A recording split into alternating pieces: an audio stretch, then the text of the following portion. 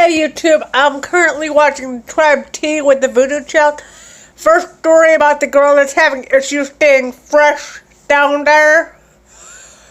You might be allergic to your underwear, spermicide, condom, sexual lubricant, your birth control. You could have some kind of issue going on, like a like an infection or an STD. You might need to trim up your hair down there. You could be allergic to whatever it is you're using, like your feminine wash, soaps, douche. You could be allergic to that. That could be an issue. So if I were you and you've exhausted every option there is that you could change, see a doctor, see a gynecologist, because you could potentially have something going on. To the girl that has some kind of disease and doesn't want to take the pills because they taste nasty. Honey, what's better? Taking the nasty ass pills and getting this situation cleared up, or letting it continue? Some STDs and STIs can cause fertility issues and can cause you to go completely insane.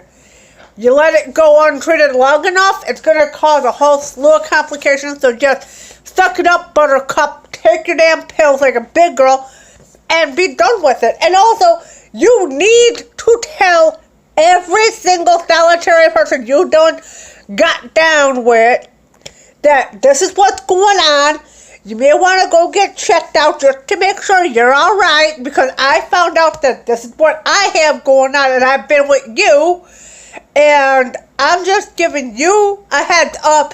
Hey, I found out that this is what I got going on. I want you to go get checked out just to make sure that you're okay. Because if something comes back that you're not okay, I don't want it to fall back on me. So please just go get checked out for your own good. I don't know where I got this situation from, but I am being grown woman enough to tell you, hey, I went to the doctor did a test, the test results said I had blah, blah, blah, blah, blah, blah, and I'm doing what I can to correct the situation on my end, but I need you to go and get checked out on your end so you and I aren't passing this back and forth, and so that it doesn't spread any further than the two of us.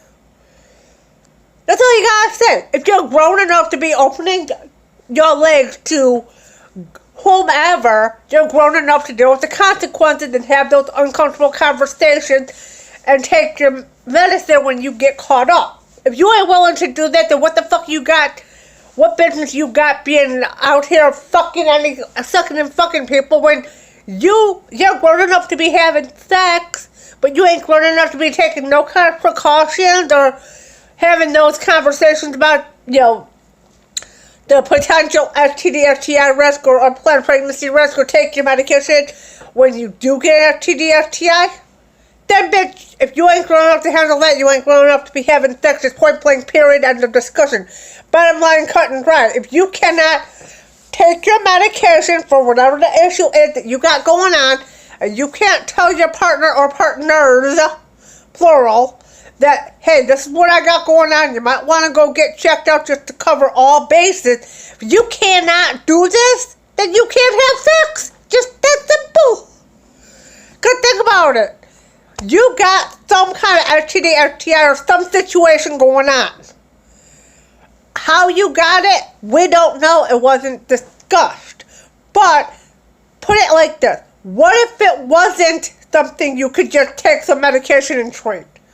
What if you had slept with somebody and got HIV from someone who knew they had it and didn't want to disclose that information?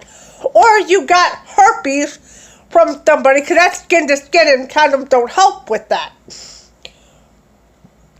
And you slept with somebody that had herpes or HIV, if not full-blown AIDS, and they weren't showing no signs or symptoms, and, you ended up with it. Would you or would you not be feeling some type of way that no one told you that this is what's going on? Now you're going to go out and do the same thing to somebody else? Girl, bye. Grow up, put on your big girl panties, and speak about this shit, because I'm sorry, this is where sex ed should rightfully start in the home. And contrary to popular belief, teaching your children proper sexual education does not make them out to be little thoughts and fuckboys. The wrong information or lack of information does. It has been scientifically proven. When parents and legal guardians refuse to teach their children about sex, not just positions, but the risk of diseases, condoms, birth control, the whole shebang, when the kids are going out in these streets and they see this shit, we're bombarded with it on a daily basis. So obviously kids are going to be curious, they're going to want to try this shit, and boom, you got little 10, 11-year-old kids pregnant with baby number 2 or 3, and they got every disease there is. But yet, teaching sexual education promotes promiscuity. Really, fam? Really? Okay, you have that delusion if you want to.